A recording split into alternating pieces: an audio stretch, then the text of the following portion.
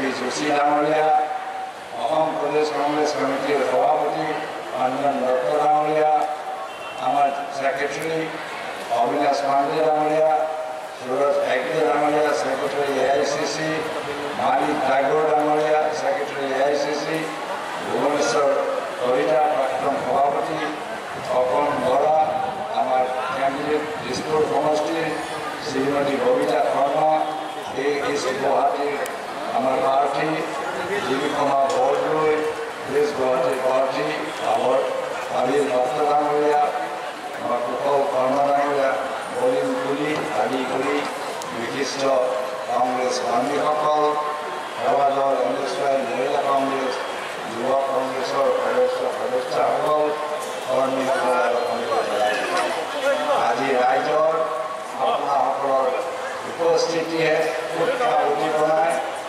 আমাক নিশ্চিত কৰিছে যে আমাৰ তিনিওগৰাকী প্ৰাৰ্থী বিপুল ভোটত জয়ী হ'ব। আমি কিয় কংগ্ৰেছক সমৰ্থন কৰিব লাগিব? অসমৰ উন্নতি হ'বলৈ হ'লে, ভাৰতবৰ্ষৰ ঐক্য সংহতি ৰক্ষা কৰিবলৈ হ'লে আজি এটাই পাৰ্টি আছে ভাৰতবৰ্ষত, এইটো হৈছে ভাৰতীয় জাতীয় কংগ্ৰেছ, আৰু যাৰ সভানেত্ৰী হৈছে সোনিয়া গান্ধী, ডক্টৰ মনমোহন সিং আৰু ৰাহুল গান্ধী ডাঙৰীয়া। আমি যেতিয়া ক্ষমতালৈ আহিছিলোঁ 2001 চনত, আমাৰ অসমত এই গুৱাহাটীৰ আমাৰ অৱস্থা কি আছিল?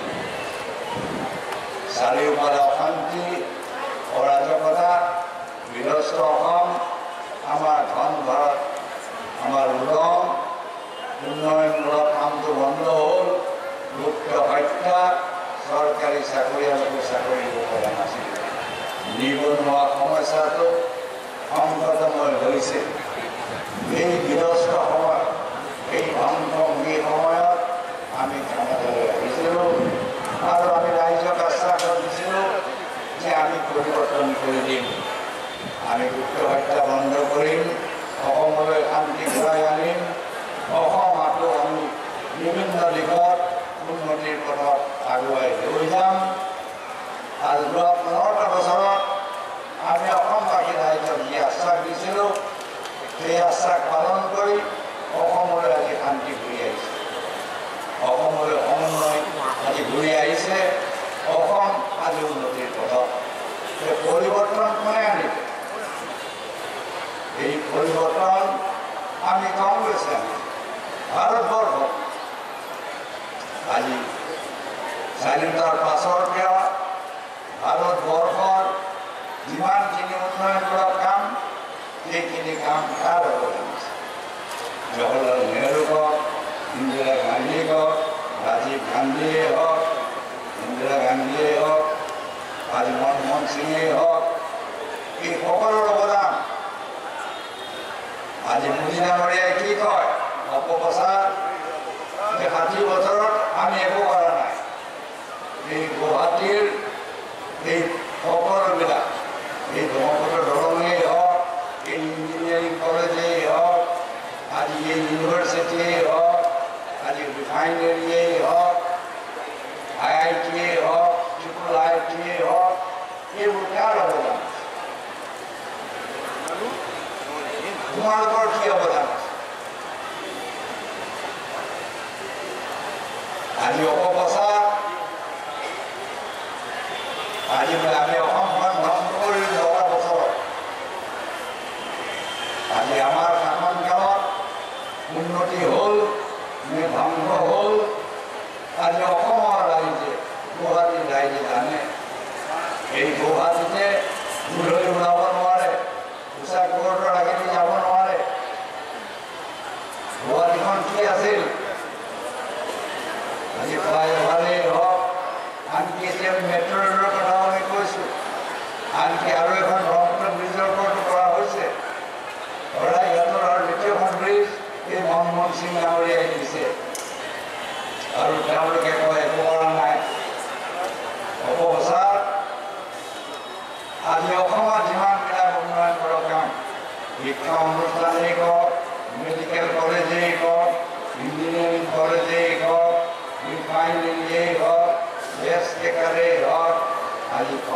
BTSA হওক এগ্ৰিকালচাৰ ইউনিভাৰ্চিটি হওক ভেটেৰিনেৰীয়ে হওক এইবোৰ কাৰ অৱদান আছে আজিও আমাৰ দিনত আজি টাটা ইনষ্টিটিউট অফ ছ'চিয়েল ছায়েন্সেই কওক NITA কওক ৰাজীৱ গান্ধী আজি গুৱাহাটী ইউনিভাৰ্চিটিয়েই কওক ফাৰ্মাচিউটিকেল ইনষ্টিটিউটেই কওক এই ডক্টৰ মনমোহন সিং ডাঙৰীয়া আৰু এওঁলোকে কয় যে আমি একো দিয়া নাই মনমোহন সিং ডাঙৰীয়াই একো দিছে অপপ্ৰচাৰ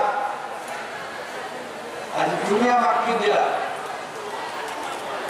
কালি অমিত শ্বাহে কৈছে যে 2 বছৰ আমি দিম তোমাক 5 বছৰৰ পিছত আমাৰ প্ৰশ্ন হৈছে তুমি যে আশ্বাস দিছিলা মোদী ডাঙৰীয়াই সেই আশ্বাস পালন কৰিলে নে নাই আজি মোদী ডাঙৰীয়াক আমি প্ৰশ্ন কৰিছোঁ তুমি কৈছিলা 100 দিনৰ ভিতৰত আমি বেলেগ মানি ঘূৰাই আনিম প্ৰত্যেকে 15 লাখ টকা দিম আজি ক'ত 15 লাখ টকা দিলে এই একেই অমিত শ্বাহে কৈ ধুন্দা বুলি কয় অসমৰ কথা কি কৈছিল যে অসমত বিদেশীয়ে ভৰি আছে 17 মে'ৰ পৰা বিদেশী খেদি দিম আমিও বিদেশী খেলা বিচাৰিছোঁ অপপ্ৰচাৰ কালিও প্ৰচাৰ কৰি আছে যে আমি বিদেশী ৰঙা দলিচা দিছোঁ বিদেশীয়ে আমাৰ মাটি কাঢ়ি লৈছে চাকৰি কাঢ়ি লৈছে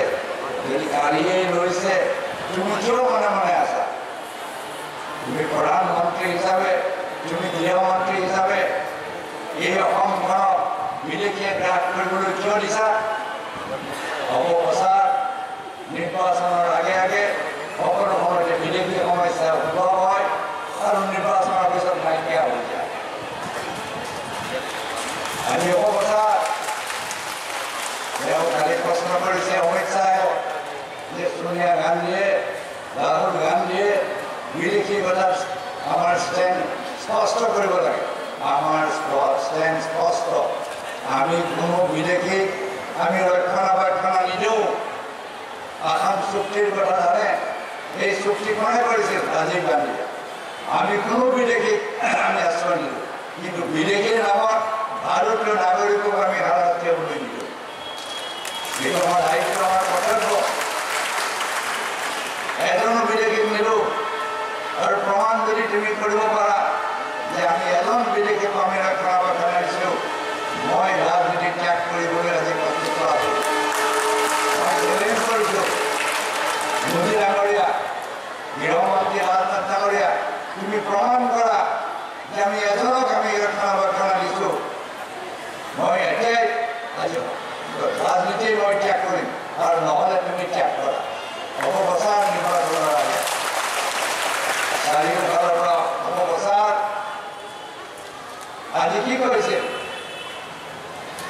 বাংলাদেশক মাতি নিদিওঁ এই চুক্তি কোনে কৰিছিল ডক্টৰ মনমোহন সিং ডাঙৰীয়াই কৰিছিল আজি কথা তুমি চুক্তি কৰি তুমি আজি প্ৰশংসা লোৱা আপুনি আমি আৰম্ভ কৰিলোঁ যেনেকৈ মাছৰ তেলত মাছ ভাজে তেতিয়া আমি কৰা কাম আৰু ধোৱান কৰা তেখেতে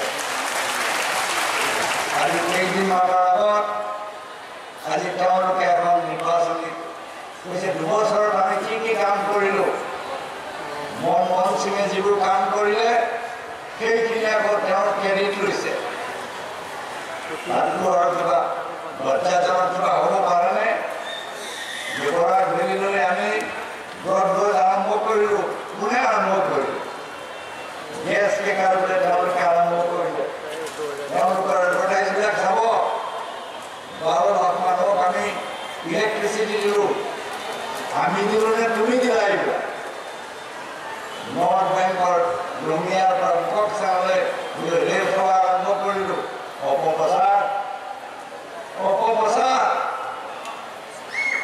এফালে কৈছে আমি একো কৰা নাই আনফালে তোমালোকে আজি কি কৰিছে অপপ্ৰচাৰ আমাক কিয় নোকোৱা আমাৰ যে বিশেষ যিখন স্পেচিয়েল ষ্টেটাছ বিশেষ ৰাজ্যৰ মৰ্যাদা কৰ্তন কিয় কৰিলা তুমি তাৰ উত্তৰ কিয় নিদিয়া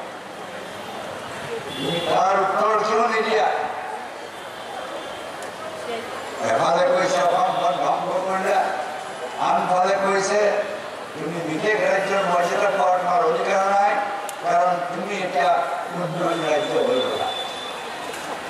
এটা কন্ট্ৰাডিকশন। তেওঁলোকে নিজে নিজেই আজি কন্ট্ৰাডিক্ট কৰি আছে। নিবনুৱা সমস্যাৰ কথা কয়, গ্ৰুপ টেক্স পলিচিৰ কথা কয়, NEIP যি ইণ্ডাষ্ট্ৰি ইনচেণ্টিভ দিছিল ডক্টৰ মনমোহন সিঙে তাক কাটি দিলে। নিবনুৱা সমস্যা কেনেকৈ সমাধান হ'ব? হয়, অসমত নিবনুৱা সমস্যা আছে, এই কাৰণেইতো এইখন আঁচনি লোৱা হৈছে। আৰু এই নিবনুৱাসকলক কৰ্মসংস্থাপন কোনে দিলে?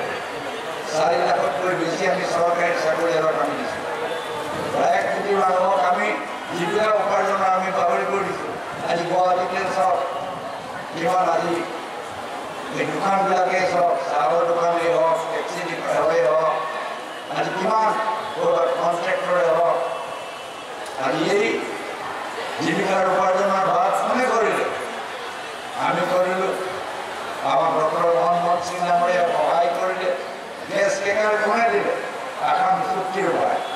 আসাম চুক্তি কোনে কৰিছে? ৰাজীৱ গান্ধীয়ে।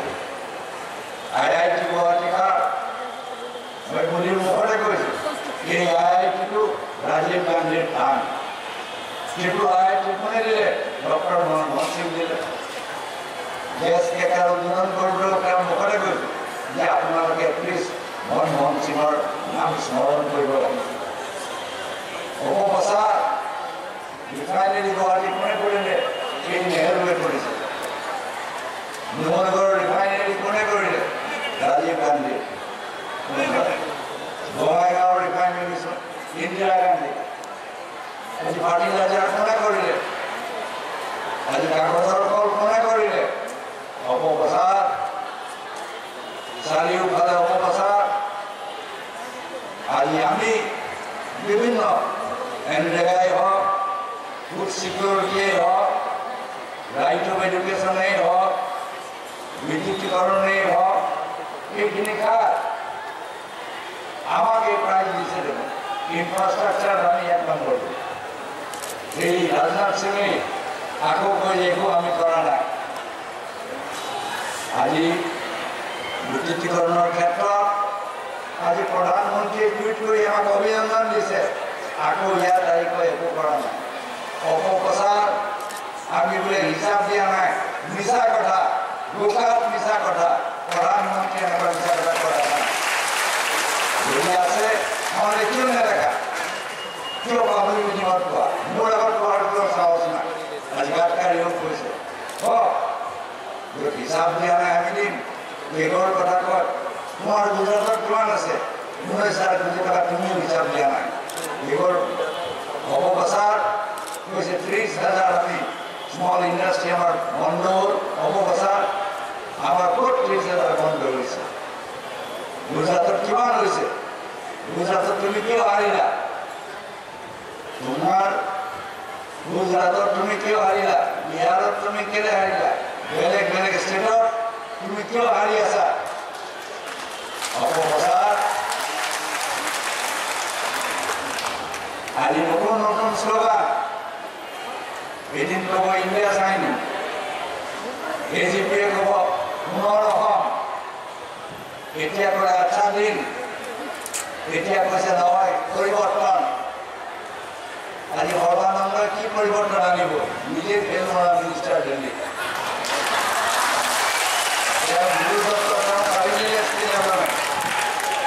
নিবনুৱাৰ সমস্যাৰ কথা কয়, স্কিল ডেভেলপমেণ্টৰ কি কৰিলে আপুনি?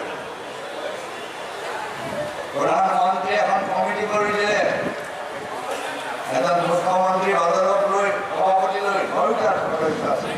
আমি কেতিয়াবা ৰিপৰ্ট দিলোঁ, এতিয়া সেই ৰিপৰ্টটো আজি পেলাই থৈছে। যদি তুমি সঁচাকৈ তুমি নিবনুৱা সমস্যা সমাধান বিচাৰিছা, কিয় আৰম্ভ নকৰা? এদিন ক'ব ষ্টাৰ্টআপ, এদিন ক'ব ষ্টেণ্ড আপ, নতুন নতুন লেভেল লগাই আছা তুমি। আৰু এওঁলোকে কয় 84 মিছন, ক'ত গ'ল 84 মিছন? আজি কিয় তুমি AGP-ক হাত কাটিব লগা হৈছে? আমাৰ লগত নৱৰত্ন কেইজনমানক লৈ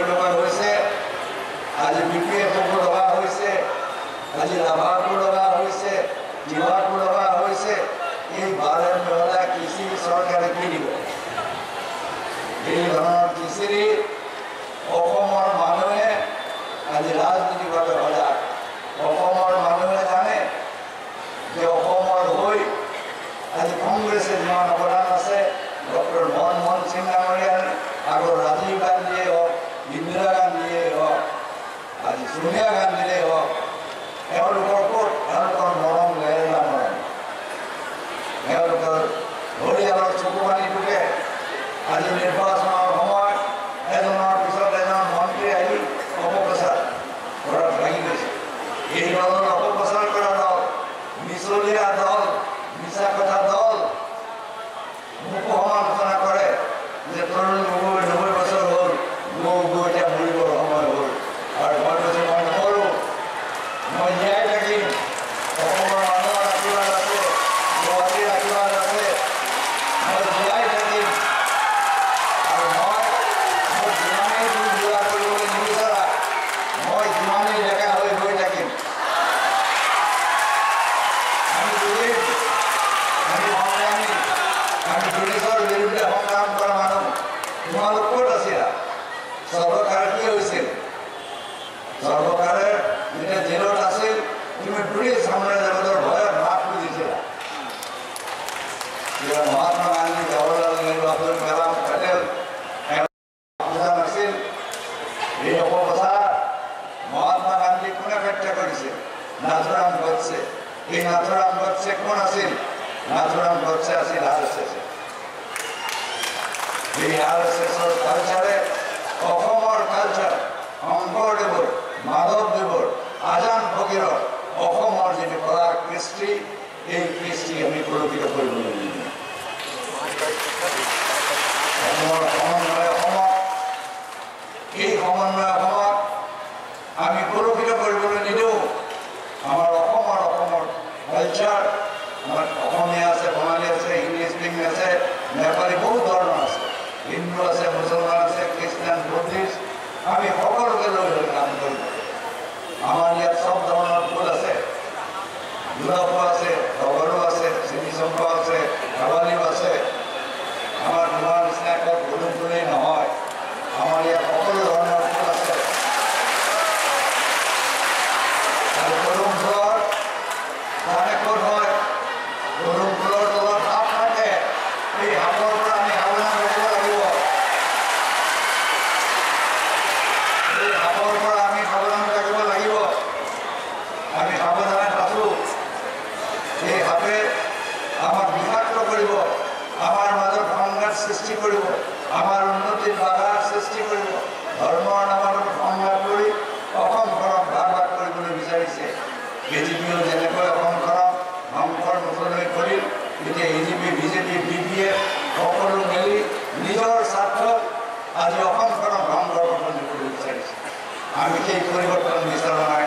আমিও পৰিৱৰ্তন বিচাৰিছোঁ অসমৰ উন্নতি ধাৰা, নিবনুৱা যুৱক যুৱতী কৰ্মসংস্থাপন দিয়া, সকলো মানুহৰ উপাৰ্জন কৰা, শিক্ষাৰ আমূল পৰিৱৰ্তন কৰা, সকলো মহিলাৰ, আমি মহিলাৰ ওপৰত গুৰুত্ব কোনে দিছোঁ?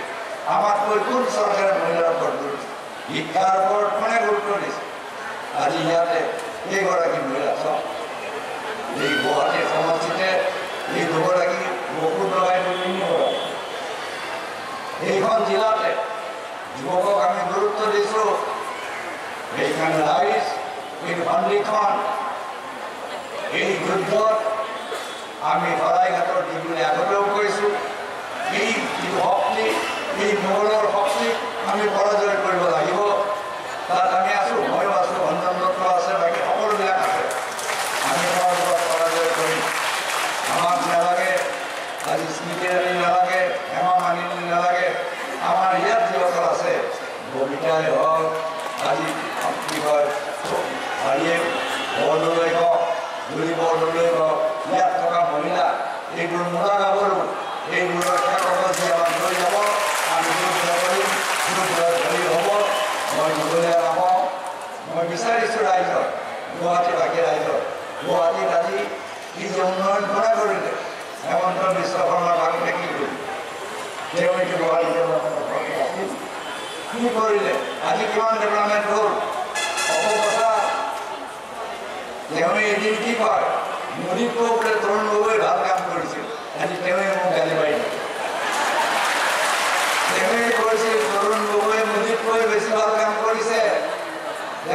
কৈছিল মোদীৰ পাইপত মুছলমানৰ তেজ যায় আৰু আজি দেখিছে অমৃতৰ তেজ গৈছে চাৰিওফালে অমৃত দেখা পাইছে